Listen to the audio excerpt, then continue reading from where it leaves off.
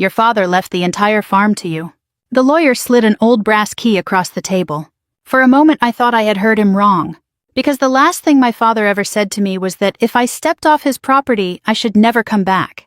The room seemed to tilt beneath me. Across the table, my brother Michael shot to his feet so quickly his chair scraped against the hardwood floor. "That's impossible," he snapped. "Dad hated her." The lawyer didn't blink. He left very specific instructions. I stared at the key lying between us. Cold, worn smooth from decades of use. The key to the one place I had been forbidden to enter my entire life. And then the lawyer said something that made my stomach drop. "There's one more thing." He pushed a sealed envelope toward me. "Your father said you must visit the Red House before making any decision about the property." The Red House. Even after 20 years, hearing those words sent a chill through me. Because nobody was allowed inside that house. Nobody. And 3 days later, when I finally unlocked that door, I discovered my father had been hiding something from me for nearly half my life. Something that changed everything I thought I knew about him. Everything I thought I knew about myself. Part 1. The Daughter Who Was Banished. The call came on a gray Tuesday morning while I was reviewing personnel reports at Fort Liberty. I almost ignored it. The number was unfamiliar. I had a briefing in 20 minutes, but something made me answer. Major Catherine Hughes speaking. There was a pause. Then a man's voice. "Major Hughes, this is Samuel Carter." The name meant nothing at first. Then he added, "I was your father's attorney." My chest tightened. I hadn't heard anyone refer to Robert Hughes as my father in years. Not out loud. Not directly to me. The silence stretched. Finally he spoke again. "I'm sorry to inform you that your father passed away yesterday evening." I sat perfectly still. The office around me continued moving. Phones rang. Printers hummed. Soldiers walked past my door. But for a few seconds it felt as if the world had stepped away and left me alone. My father was dead. The strange thing wasn't grief. It was confusion. Because how do you mourn someone who erased you from his life 20 years ago? I thanked the attorney, took down the details, ended the call, then sat staring at the wall. I should have felt anger. Maybe relief. Instead I felt hollow, as if a door I had spent 2 decades refusing to open had suddenly slammed shut forever. A framed photograph sat on my desk. My 12-year-old daughter, Emily, grinning with missing front teeth. Beside her stood my husband, David. A good man. A patient man. The kind of man who understood there were parts of my past I didn't discuss. He found me sitting there later that evening. "You okay?" I looked up. My father died. His expression softened immediately. "Oh, Katie." I hated when people looked at me like that. Like they expected tears. Like blood automatically created love. "It's fine," I said. But it wasn't. Not because I missed Robert Hughes. Because now there would never be answers. Only questions. Questions I'd carried since I was 18. The memory still lived inside me with painful clarity. Montana. Summer heat. Dust swirling across the ranch yard. I was standing on the porch holding enlistment papers. My father stood in front of me. 6'3". Broad shoulders. Weathered hands. The strongest man I'd ever known. And the angriest. "You're not joining the army. I already signed. You'll stay here." "No." The word exploded from me before I could stop it. Years of frustration. Years of feeling trapped. Years of being told what my future would be. My father took one step forward. "You belong here." "No, Dad, I don't." His jaw tightened. "You walk away from this family, don't come back." I remember the look in his eyes. Not sadness. Not disappointment. Rage. Pure rage. Or at least that's what I thought at the time. I picked up my duffel bag. Walked toward the waiting bus. And then he said the words that followed me for the next 20 years. "If you leave this farm, Catherine, you're no longer my daughter." I never looked back. 3 days later, I was in basic training. A year later, I was deployed overseas. And from that moment on, Robert Hughes vanished from my life. No birthday calls. No Christmas cards. No congratulations when I earned officer rank. Nothing. The message was clear. I had chosen the army. He had chosen to forget me. 3 days after the phone call, I flew home to Montana. The town looked smaller than I remembered. The mountains seemed lower. The roads narrower. Time had a way of shrinking places. The church was packed for the funeral. Farmers. Neighbors. Old family friends, people who had known me as a child. The moment I walked inside, conversations slowed. Heads turned. Some recognized me immediately. Others took a second. Then the whispers started. "Catherine. She actually came. After all these years." I kept my shoulders straight. Military posture. Armor I'd learned to wear long ago. At the front sat my brother Michael, 2 years older than me, golden child, future heir, the son who stayed. He glanced at me once, then looked away. No smile, no greeting, no welcome. After the service, people gathered outside beneath the bright Montana sky. Michael finally approached me. "You didn't have to come." I met his eyes. He was still my father. His laugh was short and bitter, not according to him. The words landed harder than I expected, because part of me still feared they were true. Later that afternoon, Samuel Carter asked both of us to meet him at his office. The building smelled like old paper and coffee. Michael sat across from me, impatient and irritated. The attorney opened a folder. Robert Hughes left a detailed estate plan. Michael nodded confidently. Of course he did. Everyone assumed the farm belonged to him, including me. Samuel adjusted his glasses, then read a single sentence. "The Hughes Ranch, including all land structures, livestock assets, and mineral rights, shall pass exclusively to my daughter Catherine Hughes." Silence. Absolute silence. Michael stared. I stared. Even Samuel seemed uncomfortable. Then Michael exploded. "What?" The attorney calmly repeated the statement. Michael's face turned red. "This is a mistake." "It is not. Dad would have never done that." Samuel opened another folder. The will was updated repeatedly over the last 15 years. Michael looked like he'd been punched. I couldn't blame him. I felt exactly the same. Then Samuel reached into a drawer. He removed an old brass key and a sealed envelope. He placed them directly in front of me. "Your father instructed me to give you these." I stared at the envelope. My name was written across the front, in my father's handwriting. The same handwriting I hadn't seen in 20 years. My throat tightened. "What is this?" Samuel folded his hands. "Instructions." I opened the envelope carefully. Inside was a single sheet of paper. Only one paragraph. One final message from the man who had spent 2 decades pretending I didn't exist. And the last sentence made my pulse stop. "Before deciding the future of the ranch, you must enter the red house north of the eastern pasture. Only then will you understand." I looked up. "The red house." Samuel nodded. "Yes." A chill ran down my spine. Because no one had ever been allowed inside. Not me. Not Michael. Not anyone. And judging by the expression on Samuel Carter's face, whatever waited inside that house was the reason my father had left everything to me. I spent that night in a guest room above the old ranch office. Technically, it was my ranch now. The thought felt absurd. I lay awake staring at the ceiling long after midnight, listening to the familiar sounds I hadn't heard since I was a teenager. The distant creak of wooden beams, wind brushing against the windows, the occasional low call of cattle somewhere beyond the darkness. Nothing had changed, and yet everything had.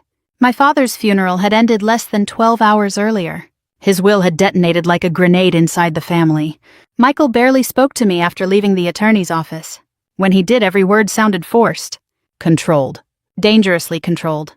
I understood why. For 20 years, everyone, including Michael, had believed the ranch would belong to him. Now suddenly it belonged to the daughter who had supposedly been disowned. The daughter who had left. The daughter their father had spent decades pretending didn't exist. At least that was the story we'd all believed. I turned over and looked at the brass key sitting on the nightstand.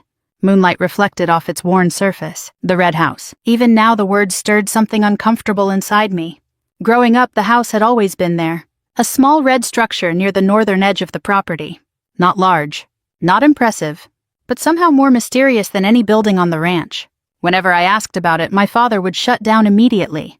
"Stay away from it." That was all he'd say. No explanation. No discussion. Just a command. And on our ranch, Robert Hughes's commands weren't suggestions. They were law. As children, Michael and I used to invent stories about what was inside. Hidden gold. Secret weapons. Stacks of cash. A fugitive living in the basement. Normal kid stuff. But every joke ended the same way, with Dad catching us too close and sending us away, sometimes angrily, sometimes with a look in his eyes that I never understood, a look that almost seemed frightened. Around 3 in the morning, I finally drifted into a restless sleep. The next day arrived bright and clear. Montana stretched beneath a flawless blue sky. The mountains stood sharp against the horizon. The air smelled like pine dust and sun-warmed earth, the same scent I remembered from childhood. For a moment, standing outside with a cup of coffee, I felt 18 again. Then reality returned. The ranch hands were watching me. Not openly, but enough. Everyone knew about the will. News traveled fast in small towns, especially bad news, or surprising news. and depending on who you asked, my inheritance was both. I spotted Michael near the equipment shed. He was talking with 2 ranch managers. The moment he saw me, the conversation ended. Neither of us approached the other. Some wounds needed time. Some explosions needed distance. Around noon, I climbed into an old ranch truck and headed north. The key rested in the center console. The envelope sat on the passenger seat. My hands tightened around the steering wheel. I had spent years convincing myself I no longer cared about Robert Hughes. Years telling myself I'd moved on. Yet here I was, driving toward a building he'd forbidden me to enter, still obeying his instructions even after death. The dirt road narrowed as I moved deeper into the property. Fields stretched endlessly in every direction. Golden grass rippled beneath the wind like waves across an ocean. I remembered riding horses here, helping repair fences, running through these fields with Michael when life was simpler. Before resentment, before silence, before 20 years disappeared. Then I saw it, the red house, standing alone near a cluster of cottonwood trees. Exactly as I remembered. The paint had faded. The roof looked older, but otherwise time seemed unable to touch it. I parked, turned off the engine, and sat motionless for several seconds. Something felt strange. Not threatening, not dangerous, just strange, as though I were standing at the edge of a memory. Eventually I stepped out. The wind moved softly through the trees. The house stood silent, waiting. The brass key felt surprisingly heavy in my hand. I walked up the porch steps. Each board groaned beneath my boots. The front door was painted deep red, weathered by decades of Montana winters. For a second I hesitated. What if this was some cruel final joke? What if there was nothing inside? What if my father had spent 20 years controlling me and was somehow still doing it from the grave? I took a breath, inserted the key, turned it. Click. The lock opened. My pulse immediately quickened. I pushed the door inward. The hinges creaked softly. Dust floated through shafts of sunlight. And then I froze. Because the first thing I noticed wasn't dust. It wasn't decay. It wasn't abandonment. It was cleanliness. The house looked maintained, carefully maintained. The furniture was spotless. The hardwood floors gleamed. The curtains hung neatly in place. A grandfather clock stood against one wall. Ticking. Actually ticking. I stared. The house had been locked for years, maybe decades, yet somehow it looked occupied, like someone had walked out only moments earlier. A strange chill crawled up my spine. Slowly I stepped inside. The air smelled faintly of cedarwood and old paper. Nothing else. No mold. No neglect. No signs of decay. Every room appeared preserved, protected, as though frozen in time. I moved through the small living area first, then a dining room, then a kitchen. Each room felt ordinary, yet deeply personal. The feeling intensified as I entered a narrow hallway. 3 doors lined one side. One stood partially open. I pushed it wider, and immediately stopped breathing. Photographs, hundreds of photographs, covering every wall, every shelf, every surface. My photographs. I stepped closer. Confused? A graduation photo from officer candidate school. A newspaper clipping announcing my promotion to captain. An image taken during a deployment ceremony. A photograph of me shaking hands with a general. Another from Afghanistan. Another from Germany. Another from Kuwait. My pulse thundered inside my ears. No! The word escaped before I realized I was speaking. I moved deeper into the room. More photographs. More newspaper articles. More military publications, some I'd never even seen myself. Someone had collected them, organized them, preserved them, for years. My eyes found a frame near the window. Inside was a photograph of me receiving a bronze star. I remembered that day vividly. The ceremony, the applause, the pride, the empty seat where family should have been. I had looked into the crowd that day, searching, even though I knew he wouldn't come. Yet somehow, my father had gotten the photograph. My hands trembled. I stared around the room. The walls felt like a timeline of my adult life. Every deployment, every achievement, every milestone. The years unfolded around me in silent images. 20 years. 20 years of moments. 20 years of proof. Proof that Robert Hughes had never stopped watching. Never stopped following my life. Never stopped caring. My throat tightened unexpectedly. Anger and confusion collided inside me. If he cared, why didn't he call? Why didn't he write? Why didn't he tell me? I continued searching. The room seemed endless. Boxes filled shelves from floor to ceiling. Labels covered each one. Iraq, Afghanistan, Germany. Promotions, Commendations. Newspaper articles. I opened one carefully. Inside were dozens of newspaper clippings. All about me. Some local, some national. Every article highlighted. Every mention of my name marked in yellow ink. I felt dizzy.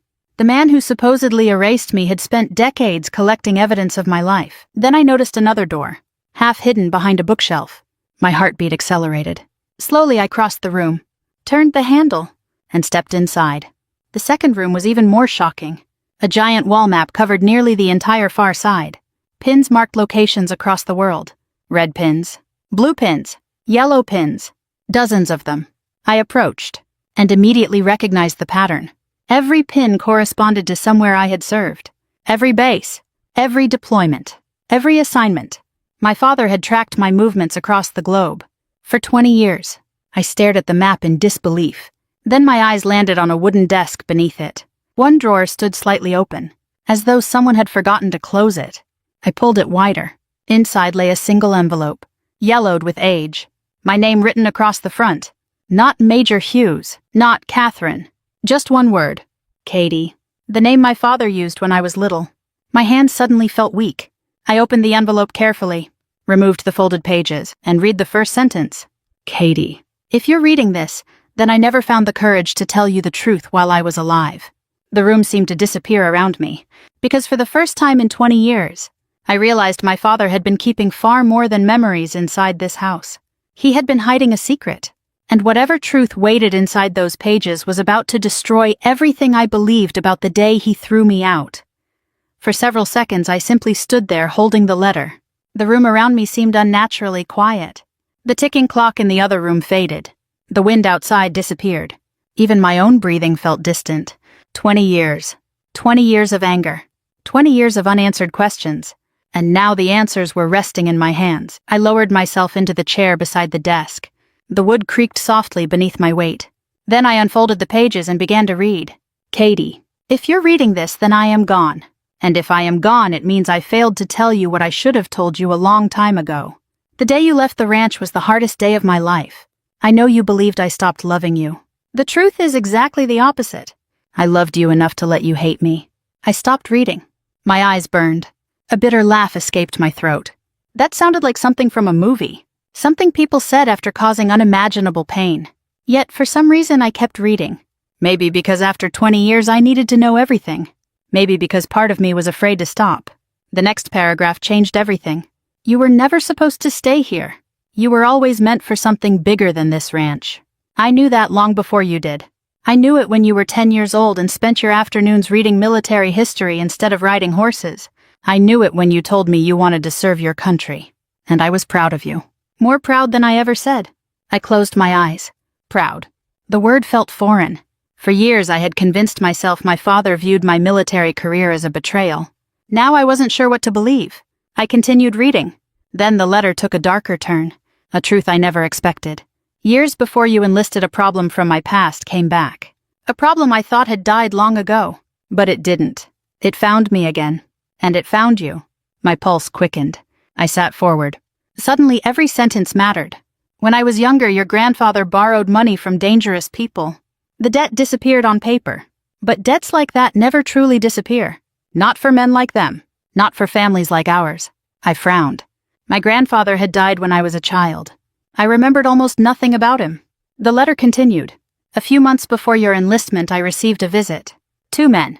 They knew everything about you. Your schedule. Your school. Your plans. They made it clear that if I didn't cooperate with them, they could reach you. My stomach tightened.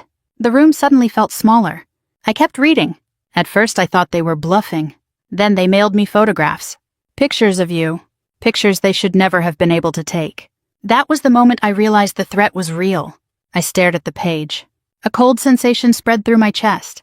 The military teaches you how to recognize danger, how to identify patterns, how to spot warning signs. And what I was reading felt disturbingly real. Not dramatic, not exaggerated. Real. My father's handwriting remained steady throughout the next paragraph, almost painfully calm. I contacted federal authorities. The investigation lasted months. They advised me that the safest option was distance. Real distance. The less connected you appeared to me, the less value you had as leverage. I stopped breathing. My eyes raced across the words. I wanted it to be false. I wanted it to be some elaborate justification.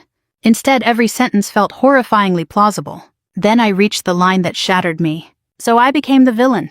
I made sure everyone believed I had rejected you. Including you. Especially you. Because if you knew the truth, you would never have left me behind. And leaving was the only way I knew to keep you safe. The page blurred.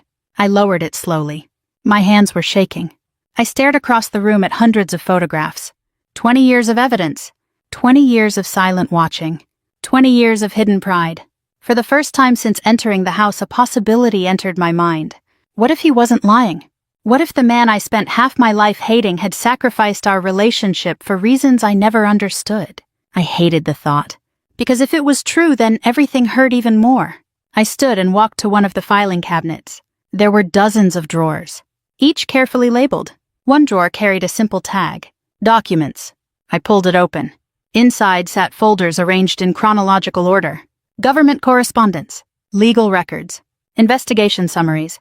Names I recognized. Agencies I recognized. The deeper I looked, the harder it became to dismiss the story. Some records were heavily redacted. Others weren't. But together they painted a picture that matched the letter.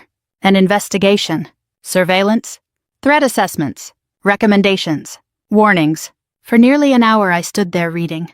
Every page chipped away at 20 years of certainty. By the time I finished, my head hurt. I sat down again. Exhausted. Emotionally drained. And completely lost. Because there was one problem. Even if everything was true, even if every word in the letter was accurate, he still chose not to tell me. 20 years. 20 birthdays. 20 Christmas mornings. 20 years of silence. No explanation erased that. No secret made that easy. A sudden noise startled me. A truck door slamming outside. I looked through the window. Michael. He climbed out of his pickup and headed toward the house. His expression was already angry. A few moments later, the front door opened. His boots crossed the floor. Then he appeared in the doorway. For a second, he froze. Just as I had. His eyes swept across the photographs covering the walls. The newspaper articles. The military memorabilia. The countless reminders of my life. What is all this? He asked quietly. I handed him one of the photo albums. He opened it. Turned several pages. His face gradually lost color. Dad did this? I nodded. Neither of us spoke for several seconds. Then I handed him the letter. He read. And read. And read. When he finally looked up, anger replaced shock. No. What? No. He tossed the letter onto the desk. This is ridiculous. I stared at him. Michael. No. His voice rose. He abandoned you. He might have been trying to protect me. Or he was trying to ease his conscience. The words hit harder than I expected. Because part of me had already considered the same possibility. Michael paced across the room. This doesn't make sense. It might. No. He pointed toward the photographs. If he loved you so much, why didn't he pick up a phone? I had no answer. Because that question haunted me too. Michael shook his head. This is guilt, that's all it is. Maybe. Or maybe he realized he made a mistake and couldn't admit it. I looked away. Neither explanation felt satisfying. Neither explanation healed anything. The truth, whatever it was, remained buried somewhere beneath decades of silence. Then another voice interrupted us. There's more. We both turned. Samuel Carter stood in the doorway. I hadn't even heard him arrive. The attorney looked older than he had at the funeral. Tired, like a man carrying a burden for far too long. Michael folded his arms. What do you mean more? Samuel stepped into the room. His gaze moved briefly across the walls, then settled on me. Your father instructed me not to reveal everything unless you found this house. My heartbeat immediately accelerated. The attorney reached into the leather briefcase hanging from his shoulder. Then he removed a small wooden box. Old, weathered, locked. He carried it to the desk and placed it in front of me. Neither Michael nor I spoke. Samuel rested one hand on the lid, and when he finally spoke, his voice sounded unusually serious. Catherine. He paused. As difficult as this letter may have been to read, it isn't the biggest secret your father left behind.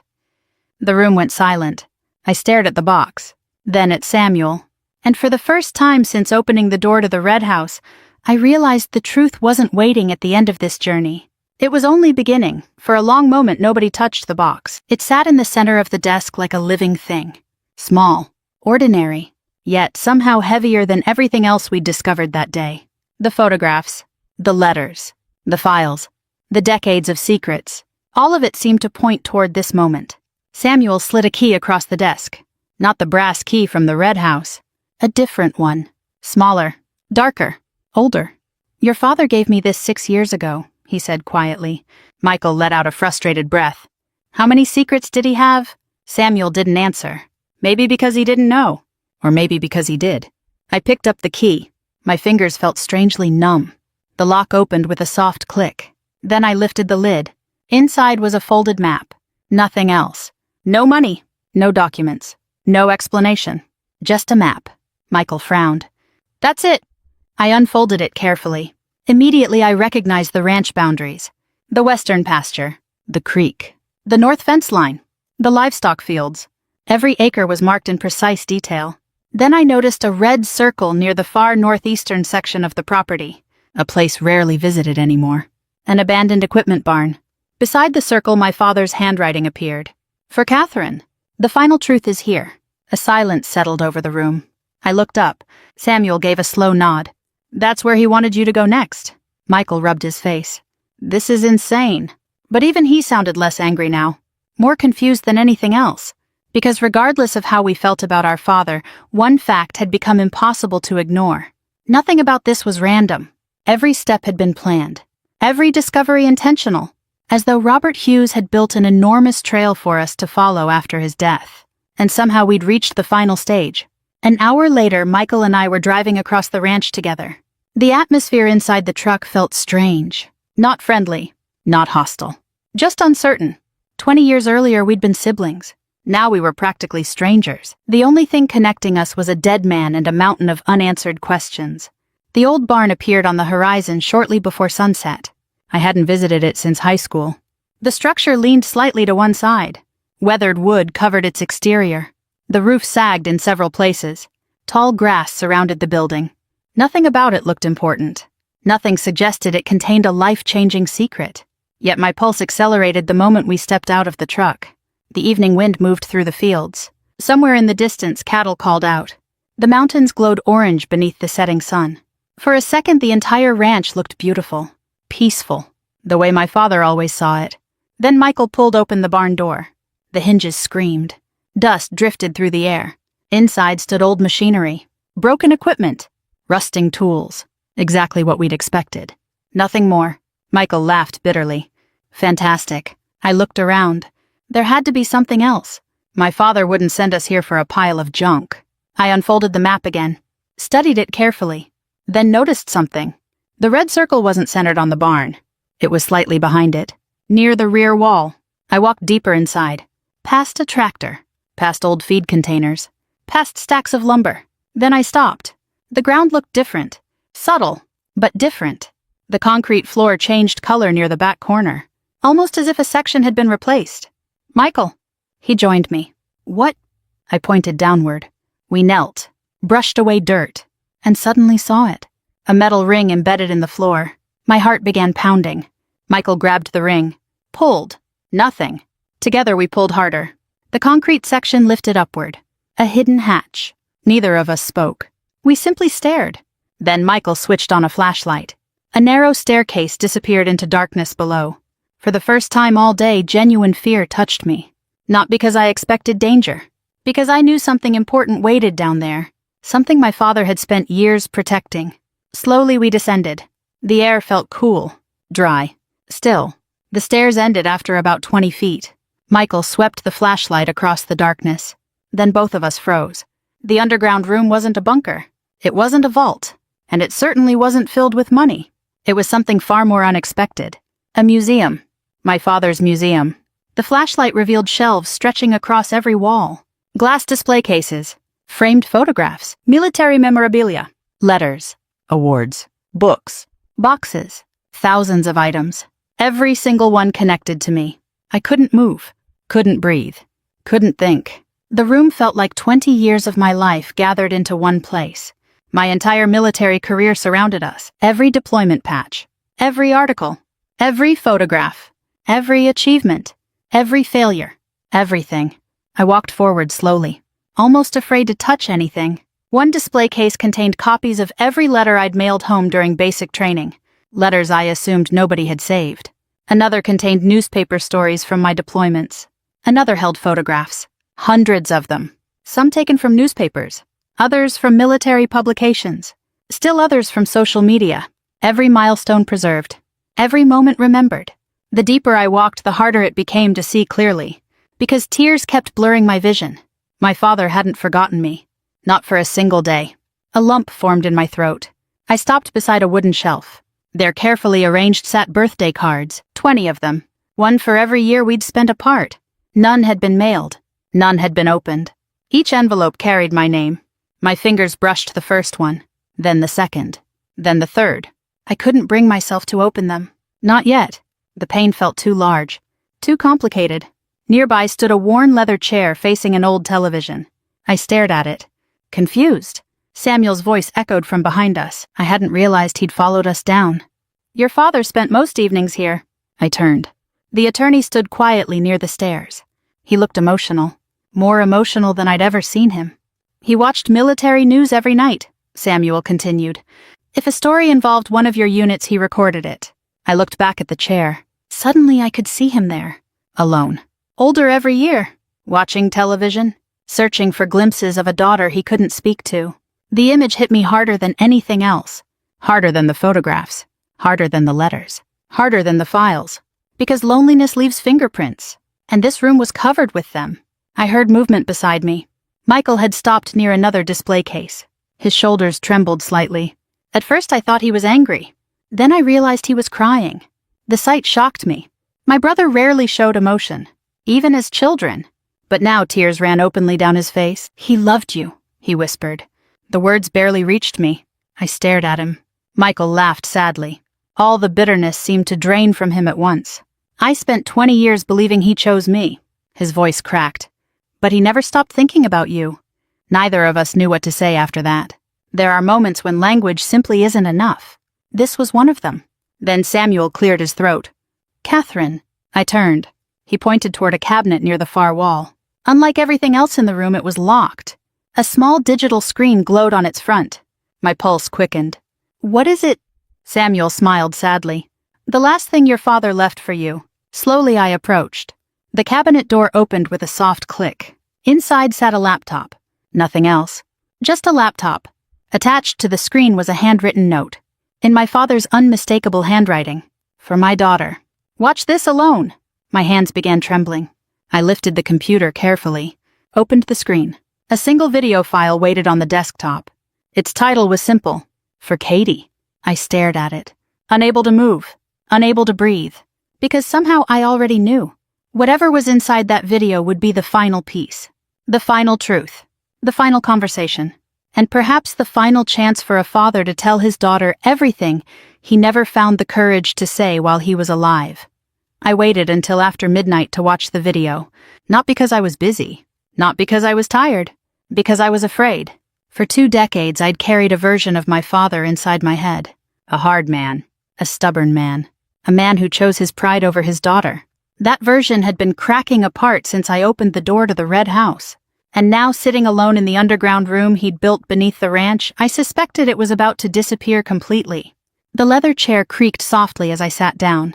The same chair Samuel said my father had occupied night after night.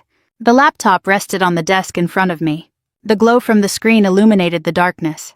Outside the underground room, the ranch slept beneath a Montana sky filled with stars. Inside, my hands shook as I clicked the file. The screen turned black. Then an image appeared. My father. Older than I remembered. Much older. His hair had gone almost completely gray. The deep lines in his face looked carved rather than aged. For several seconds he simply stared into the camera, not speaking, not moving, as though gathering courage. Then he smiled. And the smile nearly broke me, because it wasn't the smile of the man who threw me out. It was the smile of the father who taught me how to ride a horse. The father who carried me on his shoulders when I was little. The father I'd lost long before he died. Hi, Katie. His voice filled the room. My throat tightened instantly. I've recorded this message about 12 times. He laughed softly. Maybe 13. I found myself laughing through tears. That sounded exactly like him, even after everything. Every version sounded wrong. His eyes lowered briefly. So I'm going to tell the truth instead. The smile faded. A long silence followed. Then he spoke the words I had waited 20 years to hear. "I'm sorry." I closed my eyes. The room blurred, not because the words erased anything, because they didn't. 20 years of pain doesn't disappear with two simple words. But they mattered. God, they mattered. I should have found another way. His voice trembled slightly. I told myself I was protecting you. Another pause. Maybe I was. He looked away from the camera. But I was also scared. The admission surprised me. My father had never admitted fear. Not once in his life. Yet here it was. Raw and unfiltered. I was scared I'd lose you. A sad smile appeared. And in trying not to lose you, I lost you anyway. The words hit with devastating force. Because they were true. For both of us. He leaned forward slightly. "If you're watching this, then you've already seen the red house." I nodded unconsciously, as though he could somehow still see me. "You've seen all the photographs." His eyes filled with tears. "I never missed a newspaper article." I swallowed hard. "I never missed a promotion." His voice cracked. "I never stopped being proud of you." The room went completely silent except for the sound of my own breathing. 20 years. 20 years of wondering whether I had disappointed him, whether he was ashamed of me, whether joining the army had cost me my family. And all along he'd been collecting every achievement like treasure. My father wiped his eyes, then continued. "There were days I wanted to call." His gaze lowered. "More days than I can count." A painful smile touched his face. "I'd pick up the phone." He laughed quietly. "Then I'd put it back down." Another pause. I kept telling myself I'd explain everything tomorrow. The sadness in his voice felt almost unbearable. Then tomorrow became another year, and another, until there was no time left. For a moment neither of us spoke. One alive, one gone, separated by a screen and 20 years of silence. Then he reached beside him and lifted a folder. "I didn't leave you the ranch because I felt guilty." The statement surprised me. "I left it to you because you're the only one who understands service." He held up several documents. "The ranch isn't the real inheritance." My pulse quickened. "What is?" I whispered, as though he might answer. "The real inheritance is what comes next." The video shifted. Several images appeared on screen. Architectural drawings, financial plans, property maps, construction designs. I stared in confusion. Then understanding slowly began to form. My father had spent years developing a project. A massive project. The ranch would remain operational, but large sections would be transformed into something entirely new.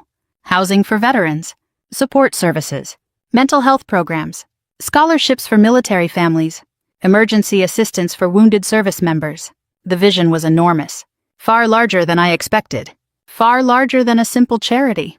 I wanted to build something that mattered. His voice returned. "Something that outlives me." A faint smile crossed his face, but I knew I couldn't do it alone. His eyes met the camera, and somehow felt as though they were meeting mine. "You can." The tears I'd been fighting finally escaped. Not dramatic, not uncontrollable, just quiet, steady, the kind that comes from realizing someone understood you better than you realized.